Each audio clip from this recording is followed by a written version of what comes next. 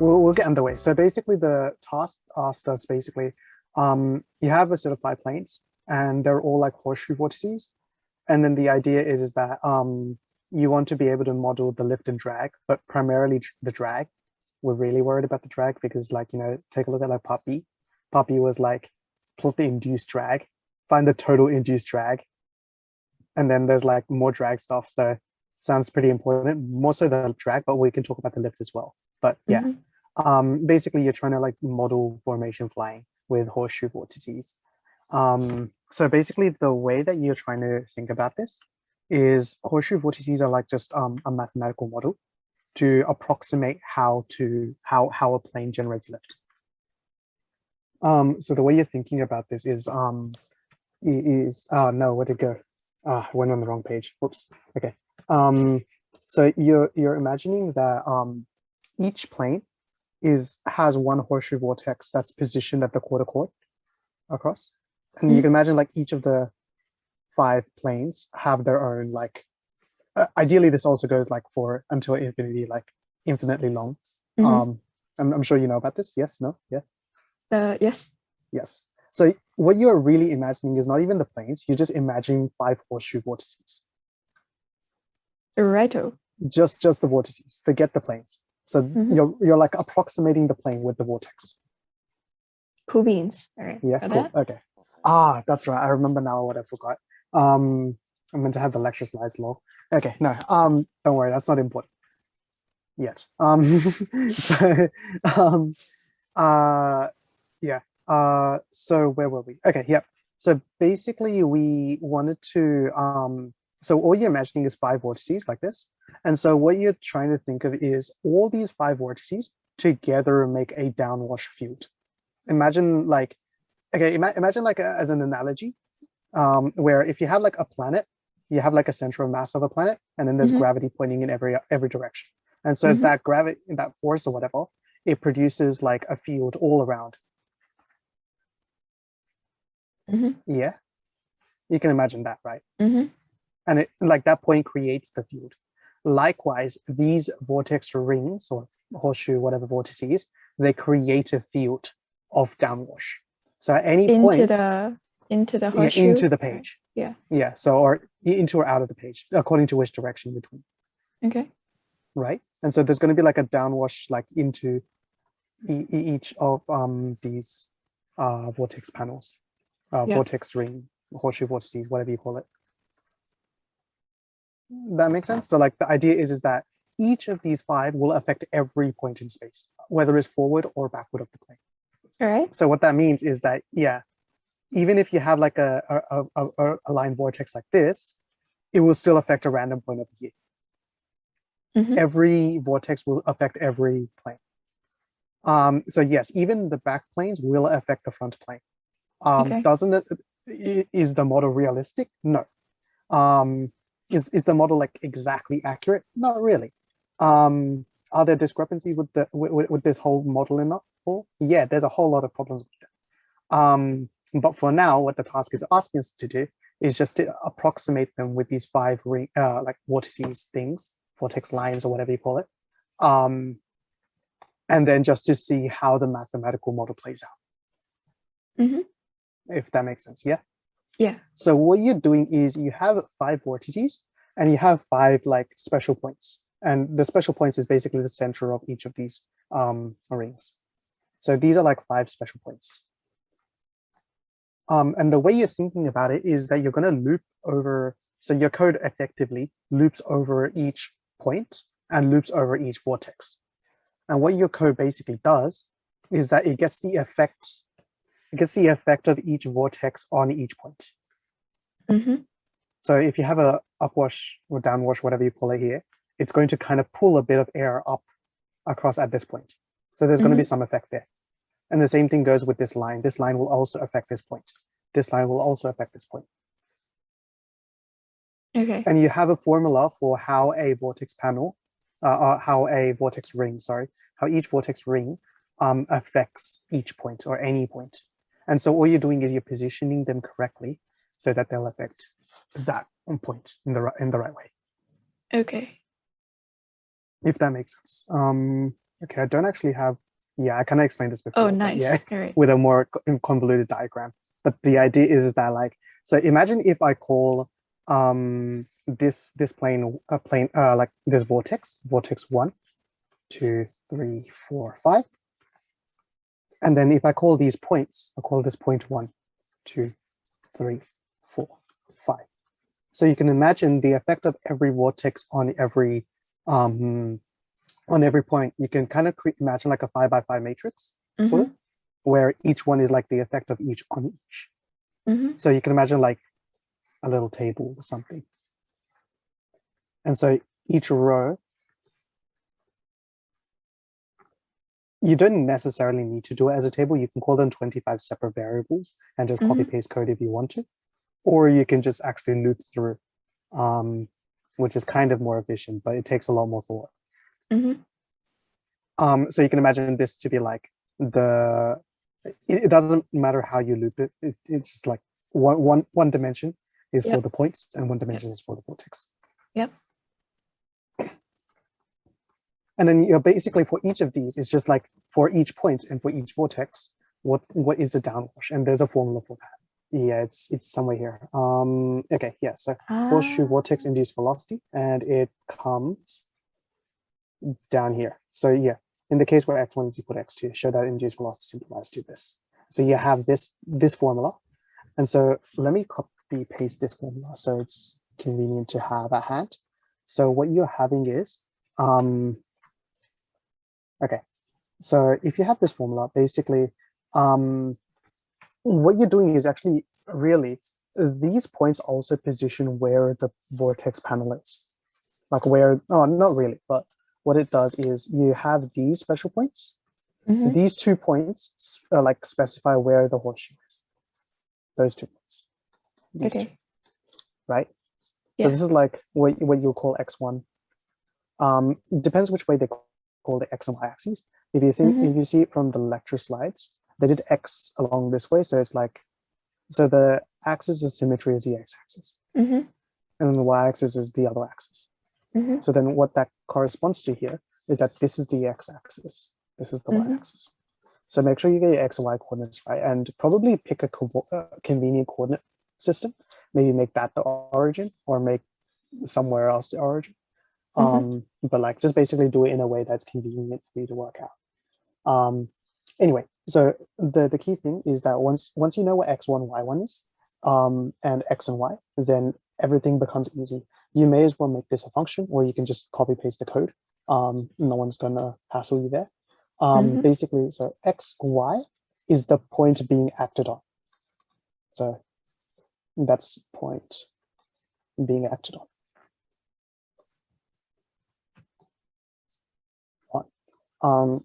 X1, y1, and x2, y2 is the vortex position.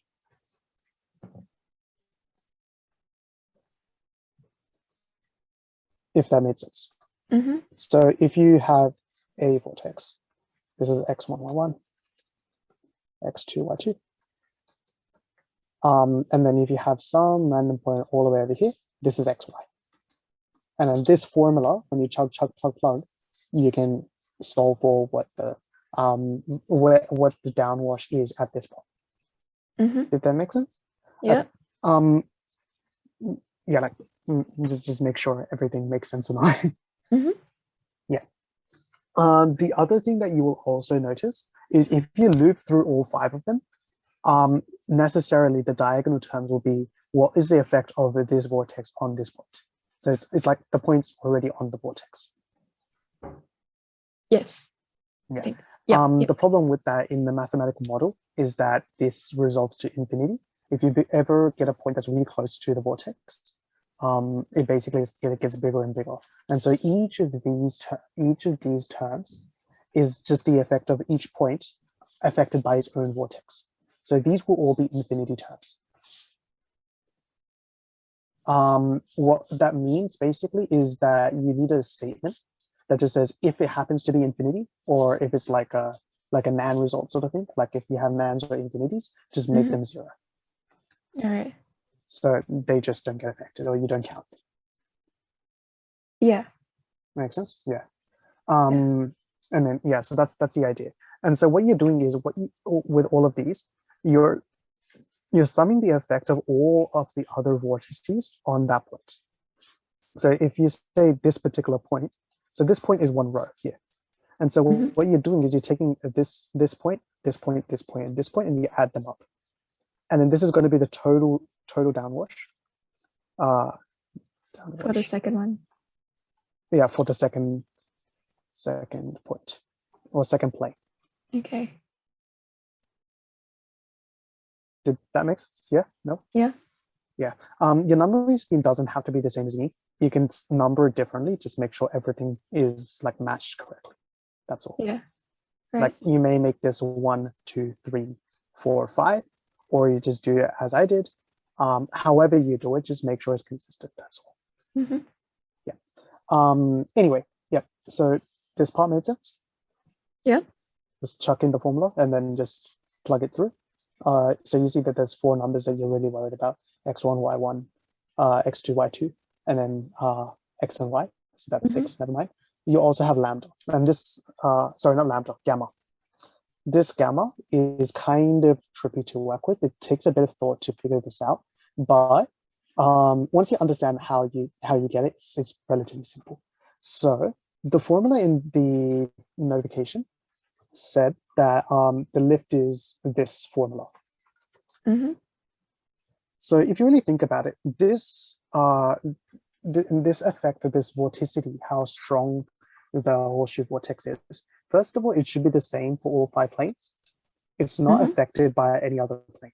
The lift is affected by other planes, but that's only because the air is being, like the airflow around it would be different, but not the vortex itself. If that makes sense. How's that? So the vortex only affects the downwash, which only affects drag. So or drag and lift, but yeah. It does affect lift, but yeah, like what I mean is that like so the intrinsic vorticity, that vortex horseshoe is the horseshoe itself and the strength of the horseshoe is not affected by any of the other planes. Okay. It's intrinsic to the plane itself. Okay. So what that means is if I have this tidy little formula, where'd it go? There. So you already know density of air, you already know the free stream velocity, and you also know the span of the plane because they gave you that. What you don't know is this, and you can kind of logic your way out through the lift. So the idea is if you had like 2 horseshoe vortices, or if you had any number of horseshoe vortices, the vorticity would be the same as if you just had one alone. Because the vorticity, like this horseshoe vortex, is intrinsic to the plane. It shouldn't be affected by any of the other planes. So when you just had it alone. Sorry? When you draw those 2 horseshoe vortices, right? Do you mean they're like stuck together, or do you mean they're apart? 2 separate planes. Sorry? 2 separate planes. 2 separate planes, yeah. So whether you had 2 separate planes or if you have one plane, this is my amazing plane. But even if you had 2 separate planes or one plane or however many planes, as long as the plane is identical, it should have the identical horseshoe vortices. Right. Okay, that's what I mean. Yeah. Yeah. And so even if you had just had it alone, it should still have the same horseshoe vortex as if there were many planes. Cool. Yeah. Because it's intrinsic to the plane itself. So according to the shape, the mass of the plane, the span or whatever, that's how much it should have. It shouldn't be affected by the velocity of the air or anything like that. Make sense? Yeah. What that means though is if you had one plane, then you already know what the lift is because it was an equilibrium flight condition. Just mg then? Yeah, they assumed it somewhere in here. Aircraft characteristics, okay. Assumed, nope, from the generalized, okay. Somewhere up the top, somewhere here. Yeah, it's lift and drag representation. It's somewhere here. Well, I kind of. I'm just gonna assume because. Assume it's in effects of lateral spacing, aircraft V formation, aircraft analyzed. Okay, horseshoe vortex. Yeah, just assume it's in like in a steady state flight sort of thing. Yeah. in yeah. formation and sea level conditions, I think. I don't know. But yeah, the Close idea enough. is that, yeah, it's like sea level is like flat and is straight. What that means is that the lift is equal to mg. Mhm, This you also know, and this you also know. And so mhm. when you plug it in there, then you can solve for the vorticity of each plane. Nice. Makes sense? Yeah. Yeah, so once you solve for that, then you can plug it in, and then you can plug it in, and then these are the same value that you use everywhere. Mm-hmm. Did that make sense now? Yep. And Yeah. because you know like the distance between the planes, you can just calculate for the induced drag at each point. Or I guess Yeah. for each plane. Yes. It's not important the effect of each vortex on every point. It's the effect of the total of all of the others on that point. So Mm-hmm. it's the sum that's actually important. Mm-hmm. Yeah, that makes sense, right? So if you have the effect of the total effect of all the others, that's the total downwash on each vortex. The total downwash is what you sub into the formula. This W naught is the total downwash at the midpoint. So what you're doing is each of these, the sum that's equal to W naught. So this would be W naught 2 because it's for the second point. This would be W naught 1, W naught 3, and so on. And so you'd have 5 W naughts. And those All are right. the downwashes for each of the planes. Okay, sounds good. Makes sense, right? Yeah. The other way that you can kind of fact check yourself as well is because it's symmetric as well. You can also just they should also be symmetric with each other, the downwashes. Mm-hmm. Yeah. Yeah. So that's an extra thing. So now that you have the downwash of each of those planes, basically just sub it into the induced drag. There will When you be the think induced drag at each plane, right? at each plane, yeah, because Yeah. you sub Okay. this value and you know Yeah. everything else. With the lift, if you want to find the modified lift, what you're thinking about is at this point, like let me sample this point over here. What you're imagining is that across to that point you have u infinity, Mm-hmm. but what you also have is you have the downwash velocity, and so in total you'll have yeah, and so in total when you do the vector sum, you're going to have a larger u velocity because the So total there. sum of those will be a greater magnitude. Yeah. And then so you use that to solve for your lift. Like And so a sort of induced angle of attack. yeah, but yeah, kind of. And that's the u Right. infinity they use. That's from what Okay. I can tell. Okay. I might be wrong on that, but that's how I think you should work out the lift. But to be honest, you're not actually worried about the lift for the most part. You Mm-hmm. can calculate the lift and stuff, but like that's not that important. The Mm-hmm. more important part is the drag. It's kind of like the focus of all of these. Yeah. I wonder if you like iterated for lift, you could get like a converged solution for it, because then you Oh, could just maybe keep calculating lift and drag and lift and drag until it doesn't change. you could, I'll try but that. that's kind of like being a bit extra. Yeah, task 2 is already bad enough. So Yes. So, do you really want to go extra? oh well. But hopefully this made sense to you fully. Yeah, it does. Yeah, I'll send the document out to you as well. Just basically these Yeah, 2 pages if they help. they would. They definitely would. Thanks. Yeah. All right. Yeah, hopefully it wasn't that long, but yeah, that's that. That's good. Okay. All right. I like basically totally understand now.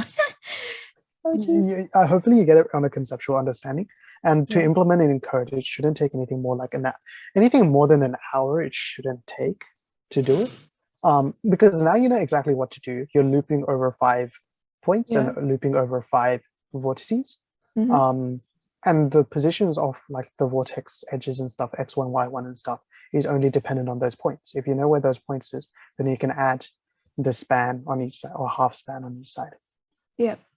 So it should be pretty easy. Yeah, just two nested loops, Uh-huh. and then just type your way through. All Should be right. good. Cool. Yeah. Cool.